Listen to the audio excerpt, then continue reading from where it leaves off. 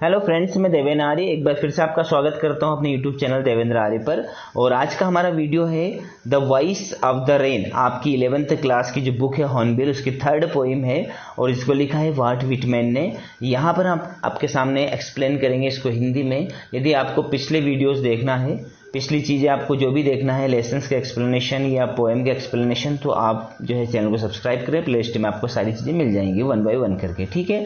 तो स्टार्ट करते बिना देर के। यहाँ पर the voice of the rain जो पोएम है, इसको बड़े सुंदर तरीके से लिखा है वाल्ट व्हिटमैन ने। यानी कि जो वाटर साइकिल है, आप देख सकते हैं ये वाटर साइकिल है।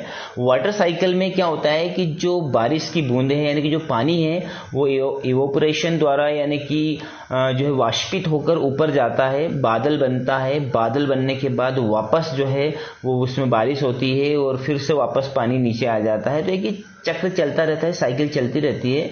तो इन साइकिल को जो है हमारे कवि ने बड़े सुंदर तरीके से कविता में हमको बताने का प्रयास किया है। तो स्टार्ट करते हैं। देखिए, एंड हु आर्ट दो, यहाँ पर जो ये आर्ट लिखा है, आर्ट ना होते हुए आर है, क्योंकि पुरानी इंग्लिश में है ना आर्ट ही लिखा जाता था, आर को ART उसकी स्पेलिंग थी।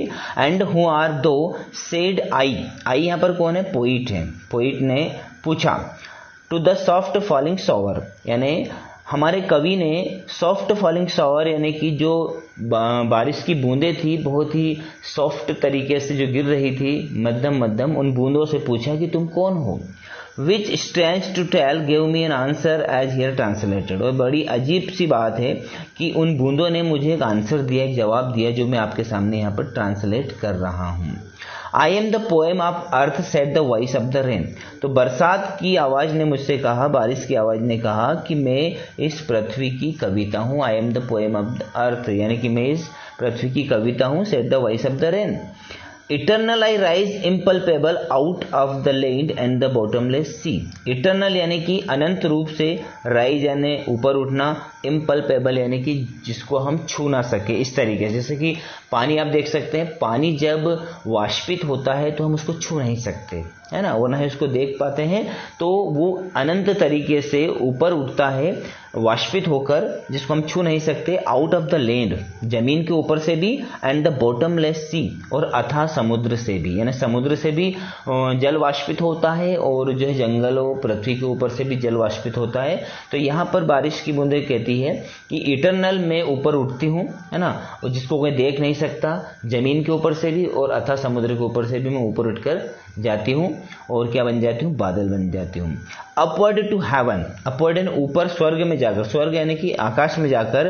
वेंस वेगली फॉर्म्ड, वेंस यानी जहां से मैं, वेगली फॉर्म्ड, वेगली यानी कि धुंधला, मतलब अस्पष्ट, फॉर्म्ड, जैसे बादल रहते हैं ना, वो धुंधले रहते हैं, तो मैं वहां पर अस्पष्ट फॉर्म में बन जाती हूँ, बादलों का रूप ले लेती हूँ। All together changed and yet the same, मैं पूरी तरह से बदल जाती हूँ, लेकिन हूँ मैं वही। क्या है वो? बारिश ही है ना। जो पानी है वो इवोपरेट होता है और उसके बाद में वो क्या करता है? बादल बन जाता है ना, लेकिन है वो वही, पानी ही है। आई डिसेंड, अब ऊपर जाने के बाद, बादल का रूप लेने के बाद बारिश कहती है कि आई डिसेंड टू लेव द ड्रॉट्स। डिसेंड का अर्थ होता है नीचे आना, है ना। जो बारिश है वो बादलों में से वापस नीचे आती है, क्या करने के लिए? टू लेव द ड्रॉट्स। लेव का अर्थ होता है वॉश करना या धोना या किसी को नहलाना। तो मैं क्या करती हूँ? वॉश करने के लिए किसको वॉश? ड्रॉट्स। ड्रॉट्स का अर्थ होता है सूखे, अकाल को।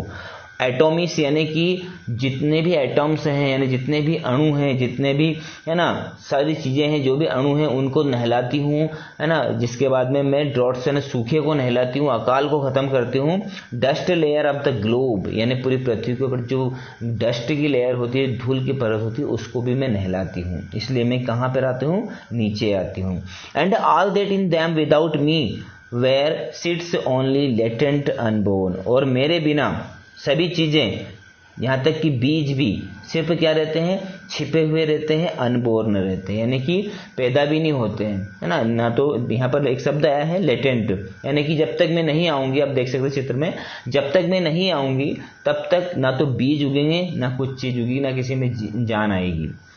And for ever by day and night, और हमेशा दिन रात I give back life to my own origin, जहाँ से मैं माई ओन ओरिजिन यानी कि जहाँ से मैं पैदा होती हूँ, जहाँ से मेरा उद्गम होता है, उसको मैं दिन रात क्या देती हूँ, लाइफ देती रहती हूँ। यानी कि बारिश की बूंदें वापस वहीं पर आ जाती है, कहाँ पर, समुद्र में आ जाती है, नीचे जमीन पर आ जाती है, जहाँ से वो स्टार्ट होता है उसका, है ना, वहाँ से वापस उसका चक्र चलता है। और उसने कहा कि मैं दिन रात अपना जो ओरिजिन है ना, अपना जो स्थान है जहाँ से मैं उद्गम मेरा होता है, उसको मैं जीवन देती रहती हूँ।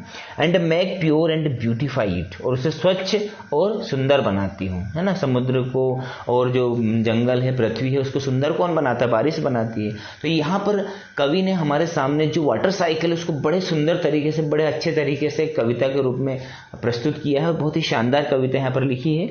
ठीक उसी प्रकार जैसे बारिश का चक्र चलता है, जल चक्र चलता है, वापस आता है, उसी प्रकार यहाँ पर एक तुलना की गई है एक सॉन्ग के माध्यम से। जो गीत होता है, जैसे लिखा है इसमें, for song issuing from its birth place, ठीक उसी प्रकार एक जो गीत होता है वो उसके बर्थ प्लेस से यानी कि उसके उद्गम स्थल से इशू होता है, चलता है।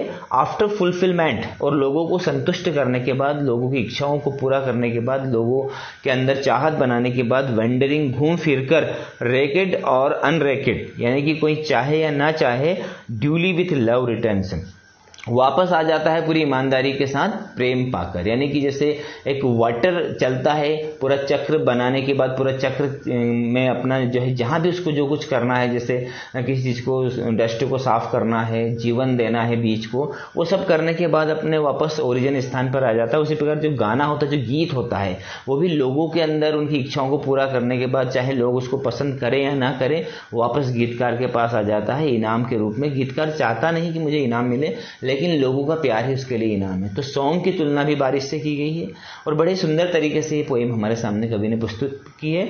आई होप आपको समझ में आ गया होगा।